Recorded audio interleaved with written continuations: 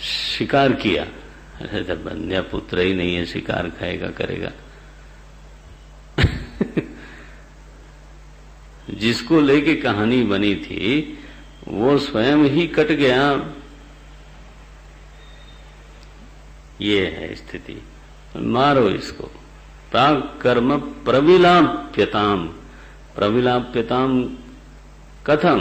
बोले चिति बलात्, बोध बल से। यहां चिति शब्द का अर्थ है प्रमा बल, ज्ञान बल, अपरोक्षानुभव का बल। हाँ। चिति बलात् प्राग कर्म प्रविलाप्यताम। और चिति बलात् एवं, और बोध के बल से ही नाप्युत्तर श्लिष्यताम। उत्तर कर्मों से अपने को संश्लिष्ट न करो। आगामी जो कर्म हो रहे हैं उनके साथ अपना संबंध न जोड़ो। ये बोध बना रहे कि मैं तो करता हूं, कभी कर्म ही नहीं हुआ तो फिर काहे का। न कर्म हुआ न हो सकता है। निर्विकार चेतन में कर्म का कोई संबंध ही नहीं है। तो संचित कर्म भस्म और आगामी कर्म भी भस्म। अब बोले अब प्रारब्ध बचा। तो प्रारब्धम तो निचली पंक्ति है, प्रारब्धम तो इह भुज्यताम।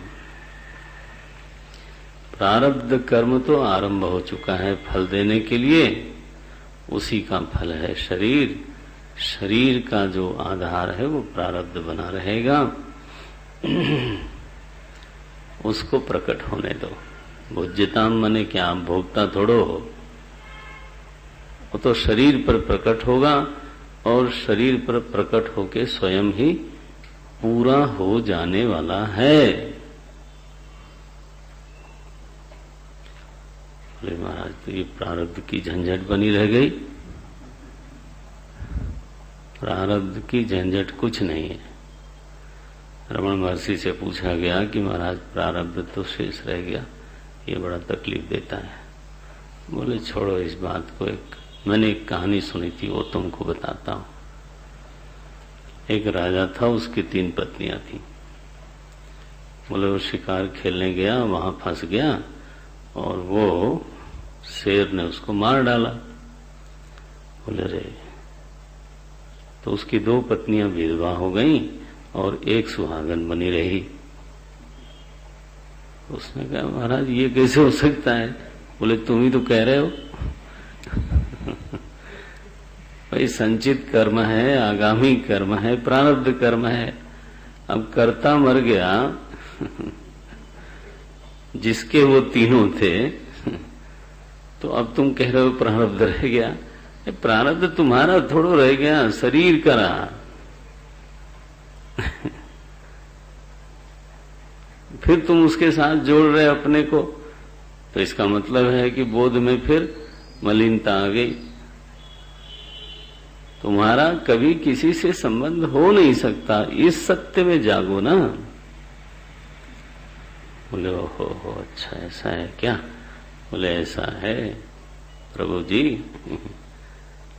अच्छा, तो प्रारब्धम एक लाभ भी है प्रारब्ध का शिष्यों को, हाँ, ज्ञानी को नहीं।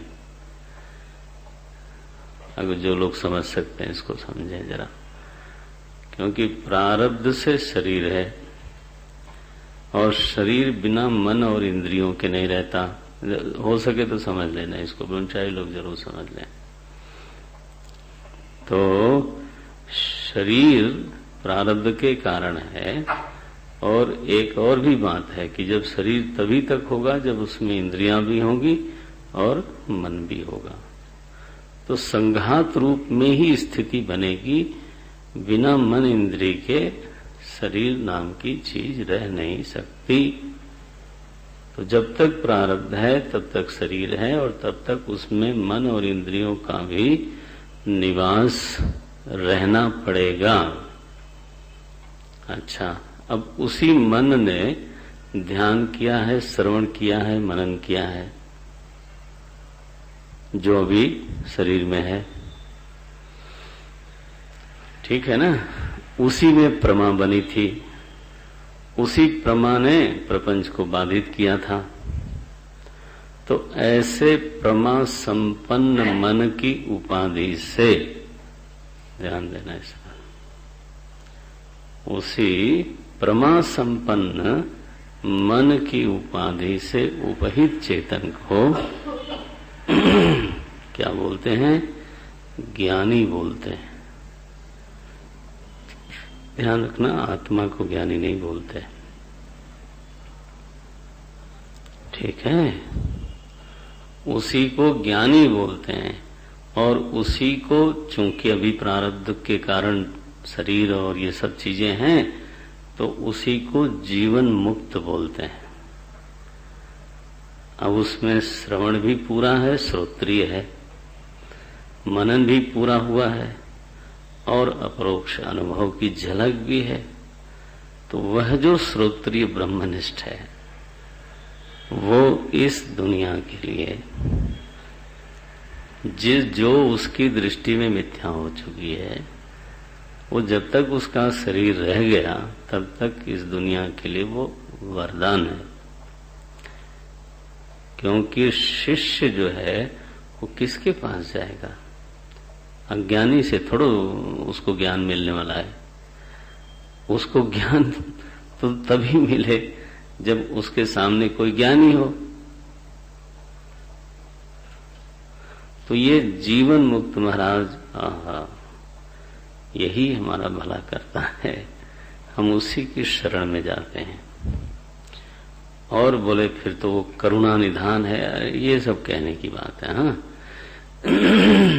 करुणा तो उसके अंतःकरण का पहले से ही स्वभाव है। जब वो साधन काल में था तब तो करुणा है, अमानित्वम इत्यादि सद्गुण हैं, वो सब उसके अंतःकरण में पहले ही सजे हुए हैं। तो फिर उपदेश कैसे होता है?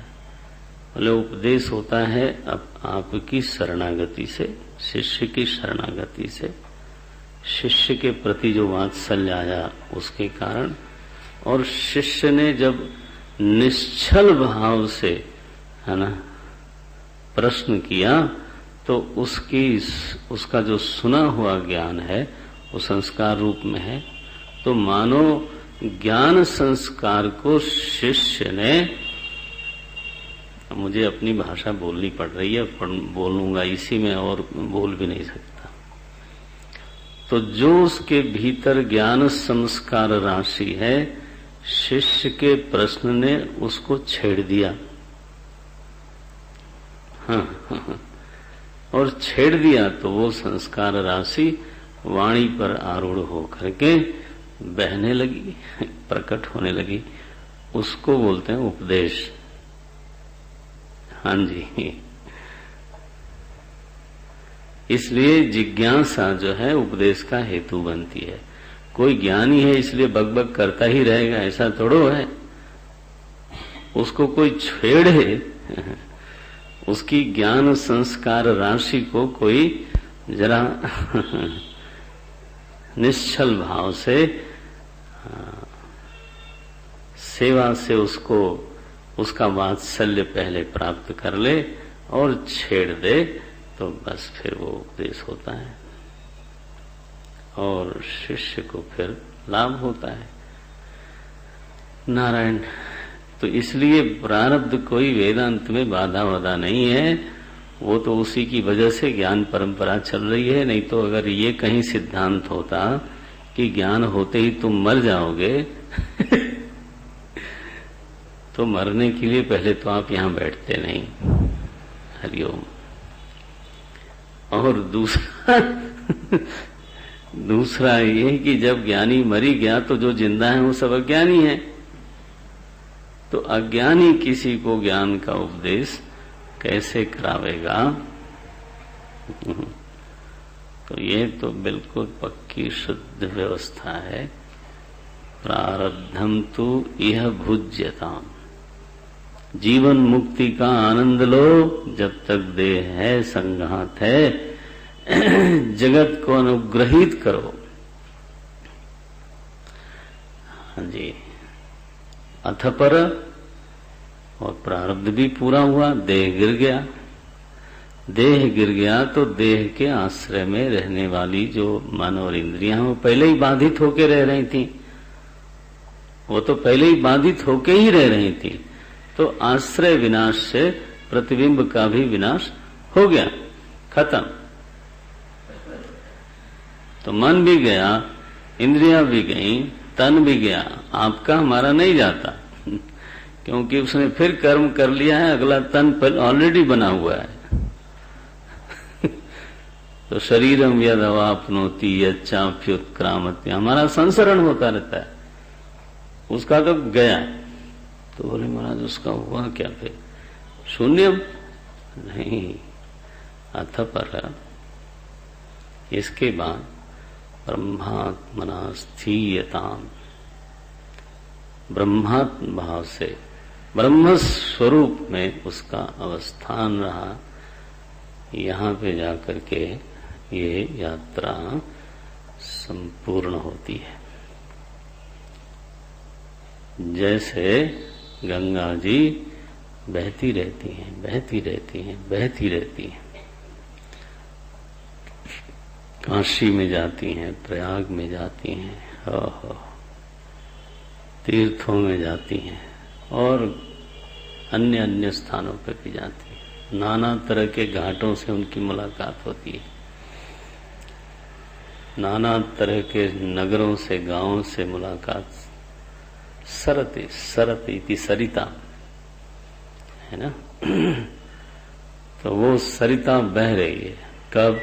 कब तक बहेगी? बोले जब तक उसको सिंधु न मिले। तो गोस्वामी जी ने कहा मेरी रामायण जो है ये सरिता है, सरिता। चली सुभग कविता सरिता सो, सरिता है। बोले कब तक बहाओगे महाराज? ये कहाँ ले जाएगी सरिता अल्टीमेटली? बोले राम स्वरूप सिंधु समूहानी। बोले भगवान राम के स्वरूप में जाकर के ये समा जाएगी। ये स्वरूप पर्यवसायी कविता है। ये कोई रंजन मनोरंजन पर्यवसायी नहीं है। आप समझते हो उसकी दिव्यता क्या है? हम उसके साथ न्याय करें, प्रभु कृपा करे तो, नहीं तो कई बार अन्याय ही हो जाता है। नो राम स्वरूप, ये जीवन भी अंतत बहता रहता है एक शरीर से दूसरे शरीर में। इसका पर्यवसान तो तभी है जब स्वरूप सिंधु में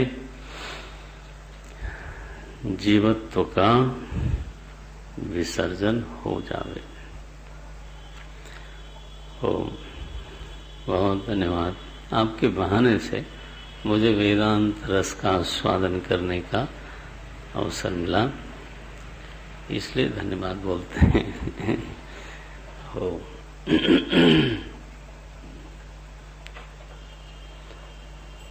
ओम पूर्णमदः पूर्णमिदं पूर्णात् पूर्णमुदच्यते पूर्णस्य पूर्णमादाय पूर्णमेवावशिष्यते।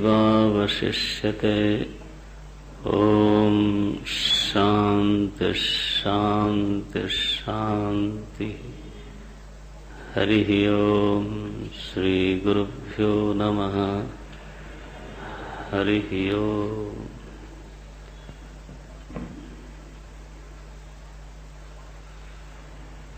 श्री राम।